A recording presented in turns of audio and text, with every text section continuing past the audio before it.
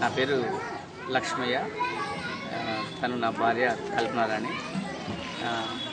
మాకిద్దరు పిల్లలు, ప్రతిష్ఠిత, ఆసిఫ్ డానియల్. మేము ఖమ్మంలో సంబాన్ నగర్లో ఉంటున్నాం. మేము ఉండే ఇంటి పేరు హ్యాపీ హోమ్ అంటారండి. మాతో పాటుగా మీరు చూస్తున్నట్టుగా 50 మంది పిల్లలు ఉంటారు. వీళ్ళు ఖమ్మము, నల్గొండ, కృష్ణ తదితర జిల్లాల్లో HIV AIDS అనే భయంకర వ్యాధి పడినటువంటి తల్లిదండ్రులు, ఆ HIV AIDSతో బాధపడుతున్న పిల్లలు మొత్తం మా దగ్గర ఉంటారండి. మేము వీళ్ళకి ఆశ్రమం ఇస్తూ మా పిల్లలతో పాటుగా ఒకటే ఇంట్లో గత 9 సంవత్సరాలుగా ఉంటున్నాం. మేము వీళ్ళకి ఇచ్చే సర్వీసెస్, పిల్లలకి మంచి భోజనం పెడతాం, వైద్యం అందిస్తాం, వాళ్ళకి స్కూల్కి సంబంధించిన విషయాలు చూస్తూ ఉంటాం. ప్రస్తుతానికి నేను గవర్నమెంట్ స్కూల్ టీచర్ని, మా వైఫ్ హౌస్ వైఫ్. నాకు ఈ హ్యాపీ హోమ్ స్టార్ట్ చేయడానికి ఒక సంఘటన నన్ను ఇలా మార్చడానికి కారణమైంది. నేను Chaitanya Bharat institute of technology Gandipet Hyderabad నుంచి MBA చేశాను, మార్కెటింగ్ HR నుంచి. మా వైఫ్ ఏరోనాటికల్ ఇంజనీరింగ్ చేసింది. నేను ఎడ్యుకేషన్ అయిన తర్వాత వృత్తిపరంగా నేను స్కూల్ టీచర్గా ఎన్నికై ఒక ఏజెన్సీ ఏరియాలో పనిచేస్తున్నాను. ఆ స్కూల్లో ఒక వింత సమస్య నాకు ఎదురైంది. ఈ గవర్నమెంట్ వారు ఇచ్చేటువంటి మధ్యాహ్న భోజన పథకంలో పిల్లలందరికీ కలిసి భోజనం చేయాల్సింది ఉంది. అయితే ఆ గ్రామంలో ఉన్నటువంటి కొద్దిమంది వచ్చేసి ఒక 2 పిల్లల్ని ప్రత్యేకంగా ఆ స్కూల్లో ఉండకుండా నా మీద ఒత్తిడి చేశారు. దానికి కారణం ఏందని అడిగినప్పుడు వాళ్ళు ఈ పిల్లల యొక్క తల్లిదండ్రులు HIV AIDSతో చనిపోయారు, ఈ పిల్లలు కూడా ఉండే అవకాశం కనుక ఆ పిల్లల్ని వీరితో పాటుగా మీరు ఉంచొద్దని చెప్పేసి నన్ను ఒత్తిడి తెచ్చినప్పుడు నేను దాని గురించి కొంత స్టడీ చేయాలని ఆశపడ్డాను. దాని గురించి ఆ చుట్టుపక్కల గ్రామాల్లో తిరిగినప్పుడు చాలామంది పిల్లలు ఇలాంటి HIV AIDSతో బాధపడి స్కూల్కి పోకుండా డ్రాప్అవుట్స్ అయినారు. అసలు దీని యొక్క మూలం ఏంటి, దానివల్ల ఏ విధంగా పిల్లలు సఫర్ అవుతుందని చెప్పేసి అని HIV AIDS impact on dropout school children ఒక టాపిక్ తీసుకొని నేను ఖమ్మం జిల్లాలో ఒక యూనిట్ తీసుకొని కొంతమంది స్నేహితుల యొక్క సహకారంతో సుమారుగా 494 మంది పిల్లల్ని ఐడెంటిఫై చేశాను 2 సంవత్సరాల్లో.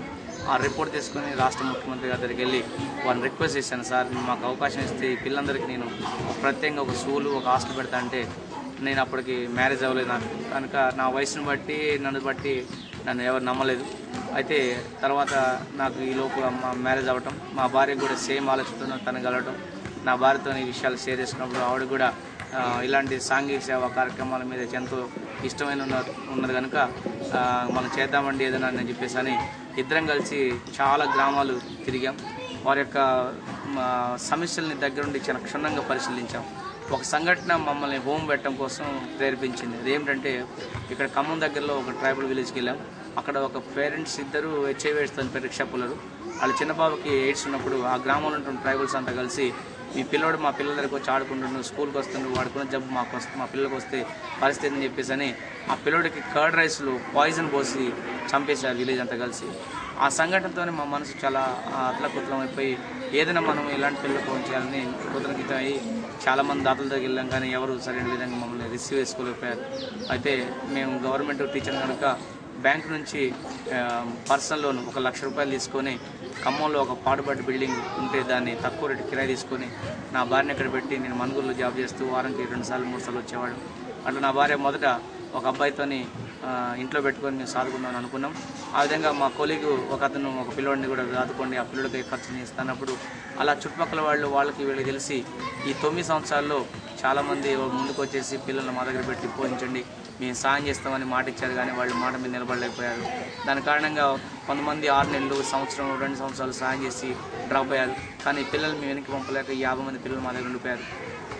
ఈ పిల్లలతో మేము చాలా సంతోషంగా ఉన్నాం, కానీ మాకు శారీరకంగా చేయాల్సిన పని చేయగలం, కానీ ఆర్థికంగా మేము చాలా లేనివాళ్ళం. నాకు వచ్చి కొద్ది జీతంతో లోకల్ ఉంటే కొద్దిమంది స్నేహితుల యొక్క సహకారంతో అరకొర వసతులతో పిల్లలకి ఫీడింగ్ ఇస్తున్నాం. ఎడ్యుకేషన్కి గవర్నమెంట్ స్కూల్స్ పంపుతున్నాం.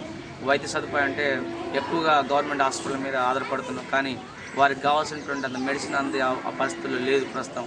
అలాంటప్పుడు చాలా ఇబ్బంది పడుతున్నాం.